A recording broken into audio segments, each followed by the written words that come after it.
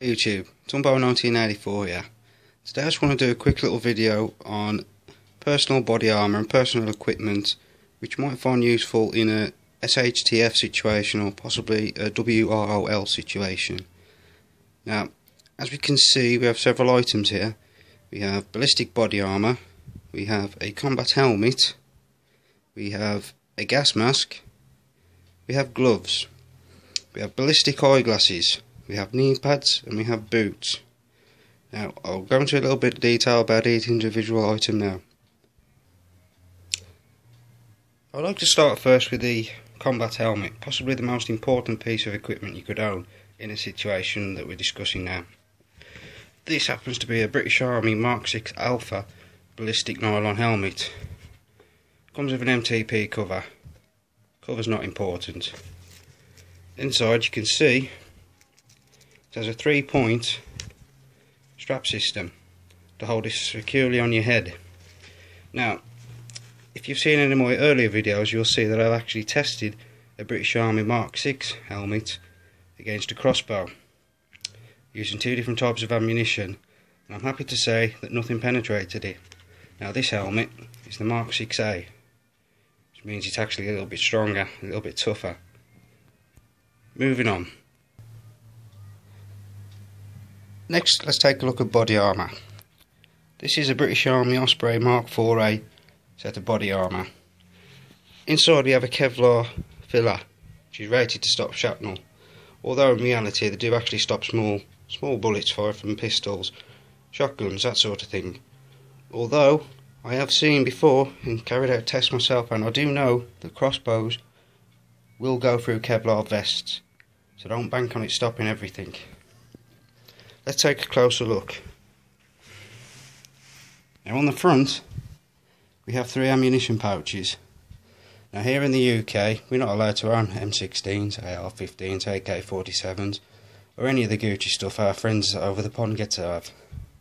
We have to make do with air rifles and crossbows and sticks, sometimes sharp sticks. So inside the first pouch we'll take a look.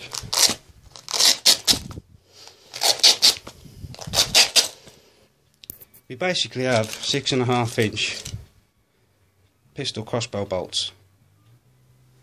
Fit nicely.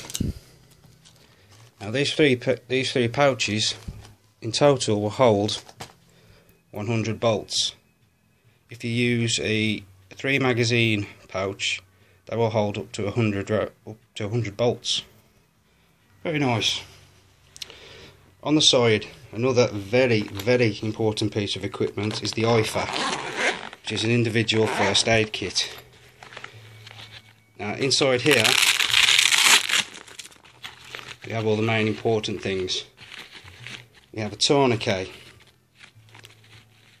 we have cloth scissors, we have Celox gauze, we have 2 Israeli bandages and a smaller, cheaper bandage.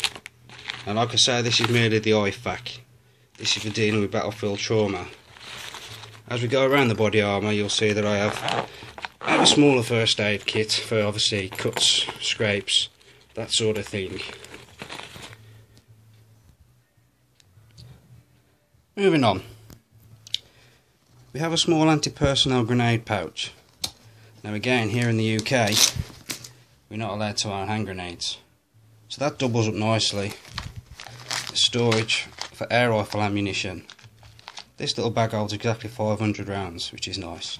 You can fit 2 of those bags in there, or, like I have, place an extra bandage. Again, Israeli bandage. Absolutely top-notch stuff.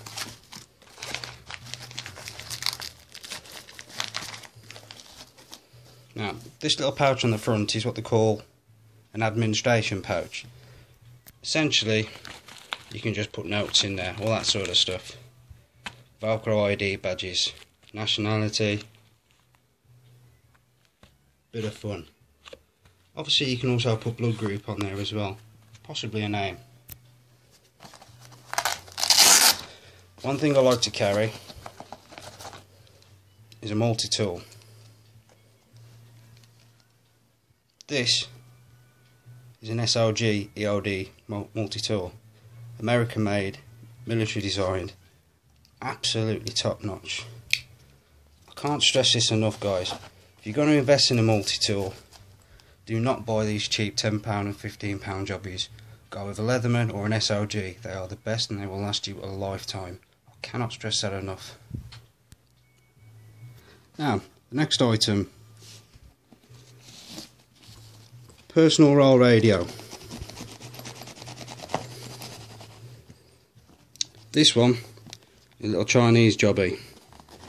Cost me £20, but absolutely top notch. Comes with a headset, removable aerial, it's completely programmable, so it'll cover UK PMR, it will cover American GMRS, and you can also program it for different frequencies. Absolutely top notch bit of kit. If you're going to invest in one though, guys, please make sure you read up and follow all laws regarding radio usage in this country. This is the earpiece. Talk piece. Nice and simple. When you're wearing the armour, using your free hand, press there, talk. Nice. We also have a camelback hose and a clip for retaining it. My camelback will hold 3 litres of water. Absolutely vital. We also have 2 rear utility pouches. In these I keep different things. We have a metal cup for cooking on. We also have a removable pouch where I keep ration pack items and also a small hexi stove. The reason I keep things in these little pouches on the rear is because you would have to take the armour off to get them, otherwise defeats the object of wearing armour. But at the very least you'll still be able to have something to eat and a nice hot drink. Second pouch, again another one of my little utility pouches. Now this, in the true sense, is a utility pouch. I have small first aid items in there, plasters, sutures, that sort of thing, chemical light sticks or sialoons, depending what you know them as, emergency foil blankets, utility items, again kept in a small pouch so it can be removed without having to take off the body armour. And last but not least for the body armour, knife, fork and spoon. Very much important. So, moving on from body armour now. We have a British Army Avon S10 General Service respirator. Absolutely top notch beat of kit. Very much important in a shit at the fan situation, be it the government using some form of tear gas. Not that unlikely a proposition, and also possibly a terrorist action resulting in the use of chemical agents. Not very nice stuff. Now, I'm not going to go into too much detail about this gas mask because there's a lot of videos on there about it already. Just a quick note. You have a little drinking tube, so you can still have a drink without having to take it off. Now in the pouch, or the haversack, obviously we have the essentials such as spare filters, rubber gloves, and that sort of thing. You also have glove liners inside of here. Nice and simple, top notch bit of kitsch. Look on eBay, I reckon you'll pick up the entire set for less than £50. Very much worth the time and money in the investment. Now we move on to eye protection. Generally overlooked by most people. Big mistake. Here we have the ESS Ballistic glasses.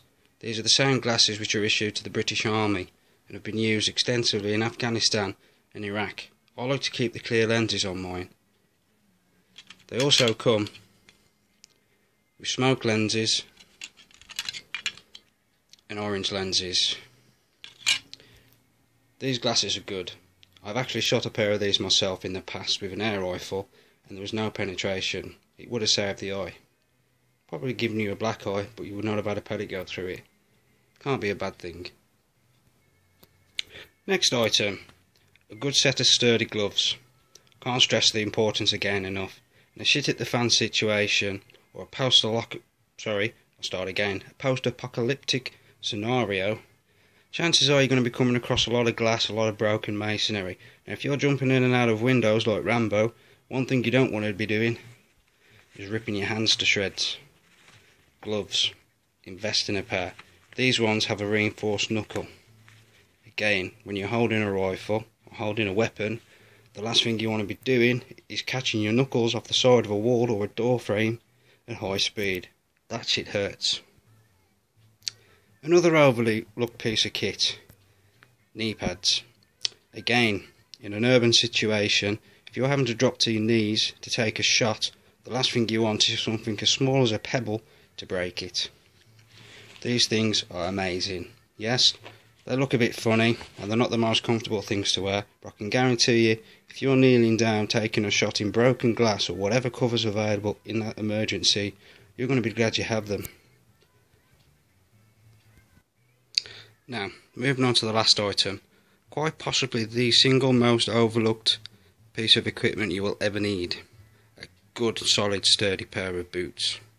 Again, if you're running through grass, glass, undergrowth, broken bricks, jumping in and out of buildings, be it through the window or through forced entry points, the last thing you want to be doing is doing it in a pair of Nikes. A good pair of boots will take you miles.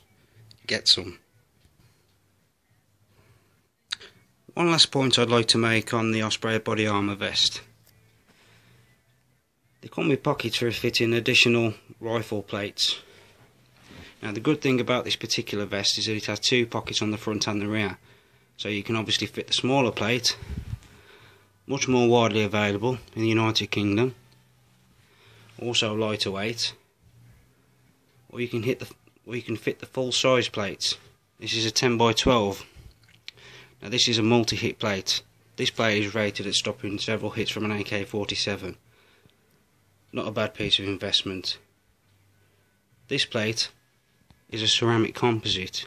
Again, this will stop around for an AK-47.